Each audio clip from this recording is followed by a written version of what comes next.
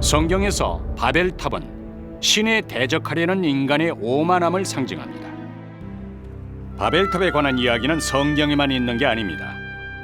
성경이 기록되기 한참 전인 기원전 400년경 이곳을 방문했던 그리스의 역사학자 헤로도토스는 이렇게 기록했습니다. 이것은 아직도 존재한다. 탑의 높이는 90m에 달한다. 바벨탑은 중세 유럽인들의 상상력을 자극했습니다. 그리하여 수많은 모험가들이 이 미지의 탑을 찾아 사막을 건너 바빌론이 있다는 오늘날의 이라크로 향했습니다. 그리고는 각기 자신이 본 것을 바벨탑이라고 전했고 유럽 예술가들의 창작 열망을 더욱 뜨겁게 만들었습니다. 1899년 이곳에 도착한 콜데바이는 바빌론의 성문이었던 이슈타르문과 왕궁, 성벽 등을 발굴해냈죠. 그동안 전설로만 내려오던 바빌론을 실제 역사 속에 불러낸 것입니다. 지하 20m 깊이로 묻혀있던 바빌론의 문명이 지상으로 올라올 수 있었습니다. 이곳이 바로 땅속 22m 속에서 발굴해낸 이슈타르문입니다. 전쟁의 신 이슈타르의 이름을 딴 이 관문은 바빌론으로 들어가는 가장 큰 진입로였고 당시 청색 벽돌 위에 수많은 신상들이 새겨져 있던 곳이기도 합니다.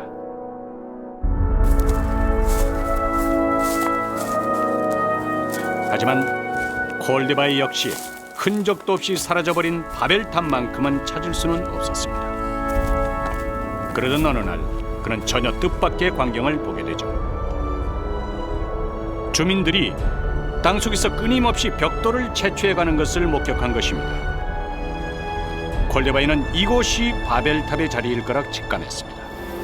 거대한 사각형 모양의 건물터가 확연히 드러난 것입니다. 일찍이 그리스의 학자 헤로도토스는 바벨탑의 크기에 대해 가로와 세로 그리고 높이가 각각 180 큐빗이라고 했습니다. 이를 오늘날의 단위로 환산하면 각각 90m가 되죠.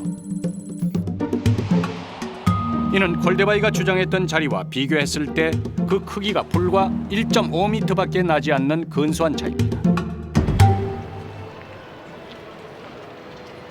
콜데바이가 자신이 발굴했던 유물을 갖고 돌아온 독일 페르가몬 박물관.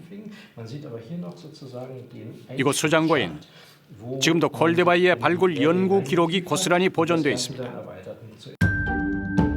온갖 신상들로 채워진 베를린 이슈타르문에 대한 각종 기록은 물론 그리고 성벽과 왕궁, 신전을 비롯하여 바벨탑의 크기와 모양에 대한 기록도 있죠.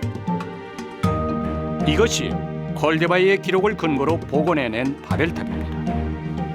프랑스 파리에 있는 루브르 박물관. 우리는 이곳에서 작은 점토판 하나를 만났습니다.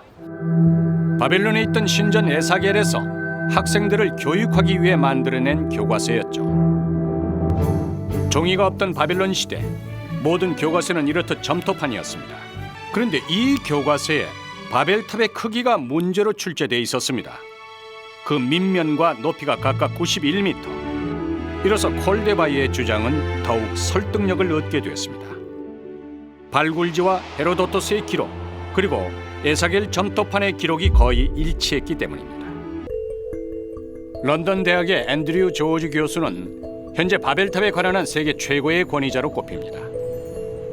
그런 조지 교수는 어느 날 바벨탑의 의문을 풀어줄 결정적 증거인 석비 하나를 찾아냈습니다. 석비에 놀랍게도 탑의 모양은 물론 건설 시기와 왕의 이름까지 들어있었죠. 이것이 문제의 그 석비입니다. 폭 25cm, 높이 47cm의 작은 현무암 덩어리. 하지만 자세히 살펴보면 수많은 문양과 글씨들이 도들새김으로 빼곡히 새겨져 있음을 볼 수 있습니다.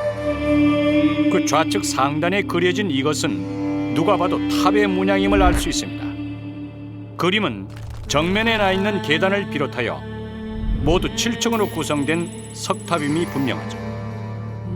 이를 그동안 에사겔 타블렛을 근거로 상상해본 탑과 비교해보면 그 형태에서 차이가 있음을 분명히 알 수 있습니다.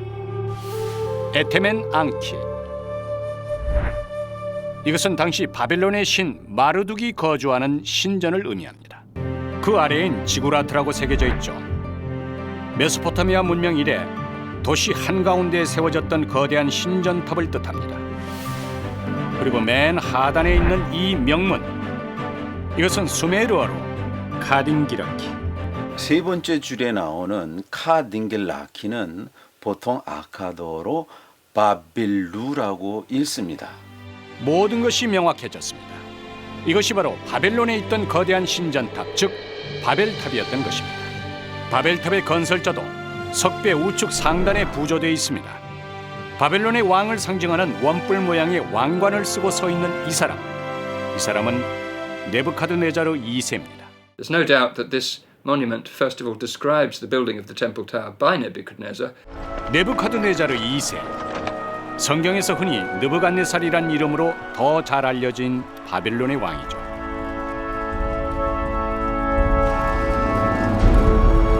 그는 기원전 1800년경 바빌론을 세웠던 하무라비 대왕 사후, 근 1000년 동안 아시리아에 빼앗겼던 바빌론을 수복한 사람이자 대단한 건설 광이기도 했습니다. 기원전 605년 바빌론은 드디어 네부카드네자르 2세의 등장과 함께 새로운 전성기를 맞습니다. 주변국을 정복한 그는 바빌론이 세상의 중심임을 알리고 싶어 했죠. 당연히 그에 걸맞는 바벨탑과 같은 상징물이 필요했을 것입니다. 성경 창세기에 바벨탑 건설에 관한 중요한 단서가 있습니다. 자, 벽돌을 단단히 구워내자. 사람들은 돌 대신 벽돌을 쓰고 흙 대신에 역청을 썼다. Bricks because clay and the mud of the alluvium is an abundant material in Mesopotamia, and so it's the obvious thing to build it with. There was very little wood and no stone whatsoever, so bricks made of clay were omnipresent in ancient Mesopotamia and used to build everything. 바빌론을 가로지르는 유프라테스강. 고대의 모든 문명이 그렇듯 바벨론 역시 이 강이 있기에 가능했습니다. 이곳은 연 강수량이 100mm도 안 되는 아주 건조한 땅이어서 물을 주지 않으면 나무 한 그루 쉽게 자랄 수 없는 아주 황량한 땅입니다. 하지만 유프라테스 강은 모든 것을 가져다 주었죠. 물을 제공했고 매년 엄청난 양의 토사를 몰고 와 땅을 기름지게 했으며 건축에 필요한 질 좋은 흙을 제공했습니다. 메소포타미아 문명이 남긴 거의 모든 건축물이 흙으로 되어 있는 이유도 거기에 있습니다.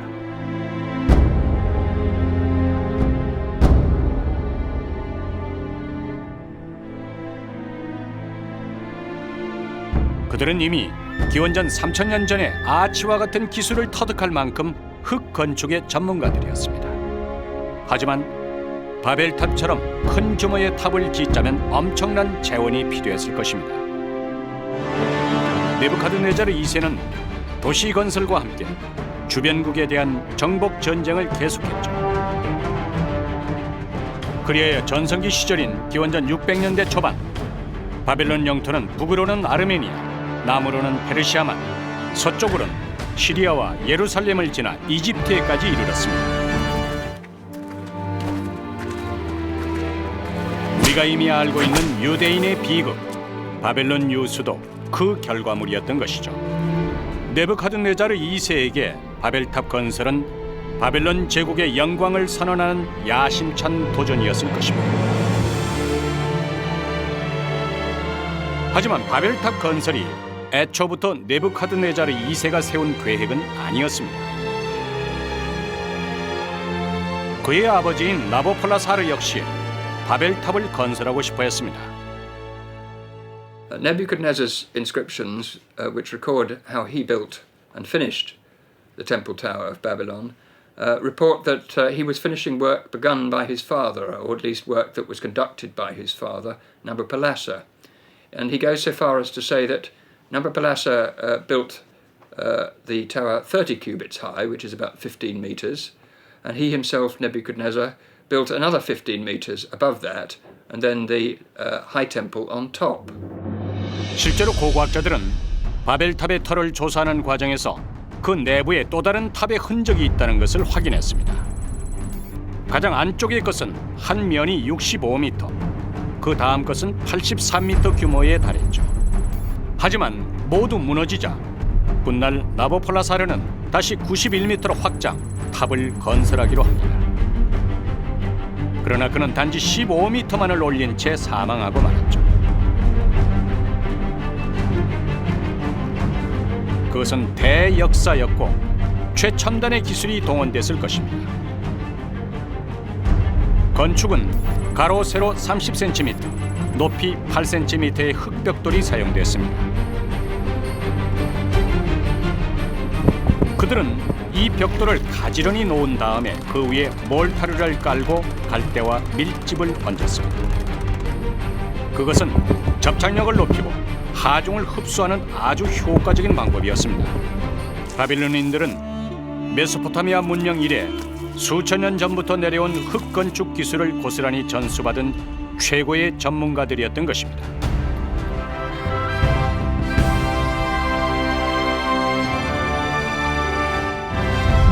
그렇게 수십 년에 걸쳐 완성됐을 가로, 세로, 높이 각각 91.2m의 바벨탑.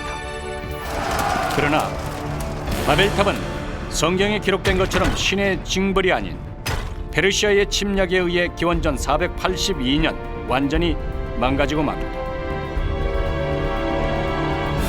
그 뒤로는 더 이상 복구되지 못했습니다.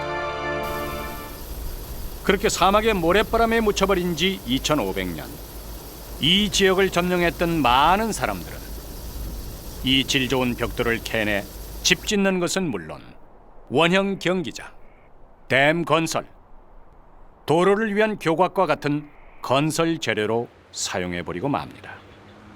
그것이 바벨탑의 마지막 운명이었습니다. 이처럼 바벨탑은 전설도 성경 속에서 등장하는 신화도 아니었습니다. 엄연히 실제했던 역사였습니다. 이 모든 것을 완성한 사람은 느부갓네살로 알려진 네부카드네자르 2세였습니다.